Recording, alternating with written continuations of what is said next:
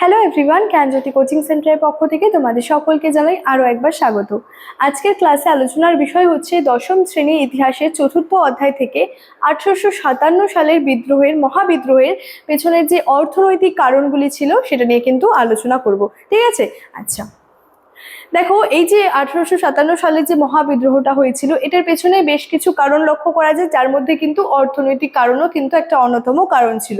প্রথমেই দেখো বলেছে যেহেতু অর্থনৈতিক বিষয়টা আসছে বা অর্থনীতির বিষয়টা আসছে, সেখানে কিন্তু প্রথমত এই যে বিষয়গুলো কিন্তু থাকবে, যেমন বলেছে ভূমি রাজস্বের কথা, তার সাথে সাথে কৃষকের শোষণের কথা।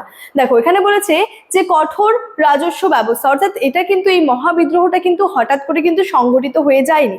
মহাবিদ্রোহটা সংগঠিত যে হয়েছিল এটার পেছনে বিভিন্ন কারণগুলি লক্ষ্য করা যায়। ঠিক আছে, বিভিন্ন মানুষের কিন্তু দীর্ঘদিনে তাদের মধ্যে যে অসন্তোষের সৃষ্টি হয়েছিল, বিভিন্ন ক্ষোভের কিন্তু একটা বহিঃপ্রকাশ ঘটেছিল এই মহাবিদ্রোহের কিন্তু মাধ্যমে।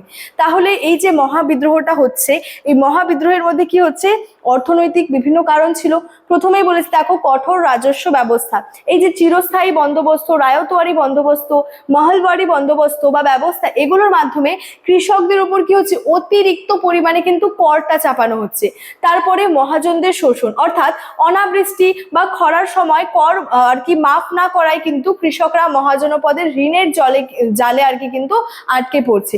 তারপরে দেখো রয়েছে জমি হাতছাড়া, অর্থাৎ কর পরিশোধে ব্যর্থ হলে বংশানুক্রমিক কিন্তু জমি কেড়ে নিয়ে সেটা কিন্তু নিলামে বিক্রি করা হতো। তাহলে দেখো প্রথমে কি বলছে, তাদের উপর কঠোর আর যে রাজস্ব ব্যবস্থা, অর্থাৎ কি হচ্ছে, বিভিন্ন ব্যবস্থার মাধ্যমে চিরস্থায়ী, মহলবাড়ি, রায়তওয়ারি, এই সমস্ত ব্যবস্থার মাধ্যমে কি হচ্ছে, কৃষকদের উপর চরম হারে কিন্তু করের বোঝাটা চাপিয়ে দেওয়া হচ্ছে।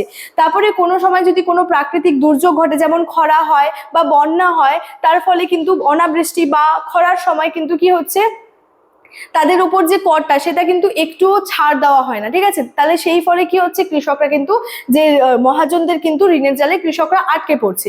তারপরে জমি হাতছাড়া, কোনো কারণবশত যখন এই যে তারা বিভিন্ন কারণে তারা কর দিতে পারছে না, কর দিতে ব্যর্থ হলে কি হচ্ছে, তাদের যে জমিটা রয়েছে সেটা কিন্তু কেড়ে নিয়ে সেটাকে নিলামে বিক্রি করে দেওয়া হতো।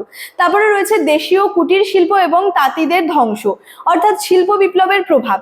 ইংল্যান্ডের যে ম্যানচেস্টারের তৈরি সস্তা এবং যন্ত্রজাত পোশাকে ভারতীয় বাজার কিন্তু ছেয়ে যায়, ফলে দেশীয় সুতি শিল্প কিন্তু ভেঙে পড়ে। তাহলে শিল্প বিপ্লবের ফলে কি হলো, এই যে যন্ত্রপাতি যন্ত্রের উপর ভিত্তি করে সেই পোশাক ভারতীয় বাজারে কিন্তু ছড়িয়ে পড়লো, ফলে দেশীয় সুতি বস্ত্রটা ভেঙে পড়ে। তারপরে রয়েছে দেখো ব্যাপক বেকারত্ব, তাহলে কি হচ্ছে, লক্ষ লক্ষ কারিগর, তাঁতি, শিল্পী কিন্তু কাজ হারিয়ে জীবিকাচ্যুত হচ্ছে। তাহলে এই যে যন্ত্রের ব্যবহারটা বাড়ছে, যন্ত্রের মাধ্যমে বিভিন্ন কাজগুলো হচ্ছে, তাহলে কি হচ্ছে, এই যে তাঁতি, শিল্পী, কারিগর, এরা কিন্তু তাদের কাজটা হারিয়ে ফেলছে। ঢাকা ও মুর্শিদাবাদের মতো সমৃদ্ধ শিল্পনগরী কিন্তু এর ফলে ধ্বংস হয়ে পড়ছে। তারপরে রয়েছে একমুখী বাণিজ্য নীতি, ভারত থেকে কি হচ্ছে, সস্তায় কাঁচামাল ইংল্যান্ডে নিয়ে যাওয়া হতো এবং চড়া দামে তৈরি পণ্য কিন্তু ভারতে বিক্রি করা হতো। অর্থাৎ কাঁচামালগুলি ভারত থেকেই নিয়ে যাওয়া হচ্ছে, ঠিক আছে, ইংল্যান্ডে নিয়ে যাচ্ছে এবং সেখানে কি করছে, চড়া দামে তৈরি পণ্যগুলোকে কিন্তু ভারতে আর কি বিক্রি করছে। ঠিক আছে, আচ্ছা তারপরে রয়েছে দেখো যে জমিদারি এবং যে ইনাম বাজেয়াপ্ত, এখানে বলছে যে ইনাম কমিশন, বলেছে 1852 সালের ইনাম কমিশনের সুপারিশে সঠিক দলিল দেখাতে না পারায় প্রায় কিন্তু যে 20,000 আর কি জমিদার সনদ বাতিল ও সম্পত্তি কিন্তু বাজেয়াপ্ত করা হয়েছিল। তার সাথে সাথে সামন্ত প্রভুদের ক্ষোভ, অর্থাৎ ঐতিহ্যবাহী জমিদার ও তালুকদারদের হঠাৎ সম্পত্তি ও সামাজিকভাবে মর্যাদা হারিয়ে চরম ক্ষুব্ধ হয়ে ওঠেন, যেটা কিন্তু পরবর্তীতে প্রজাদের কিন্তু বিদ্রোহের ক্ষেত্রে উদ্বুদ্ধ করে কিন্তু তুলেছিল। ঠিক আছে, তারপরে দেখো রয়েছে যে ভারতের যে ধন সম্পদ নিষ্ক্রমণ, ঠিক আছে, যেটাকে বলা হয় ড্রেন অফ ওয়েলথ, বলেছে ইস্ট ইন্ডিয়া কোম্পানি ভারতের রাজস্ব ও সম্পদ বিপুল পরিমাণে ইংল্যান্ডে পাচার করে। এর ফলে কি হয়, পুরো ভারতের কৃষি ও কুটির শিল্প কিন্তু ধ্বংসস্তূপে পরিণত হয়েছিল। যেহেতু ইস্ট ইন্ডিয়া কোম্পানি ভারতের রাজস্ব সম্পদ প্রচুর পরিমাণে ইংল্যান্ডে পাচার করে দেয়, তার ফলে ভারতের যে কৃষি ও কুটির শিল্প কিন্তু ধ্বংসস্তূপে পরিণত হয়।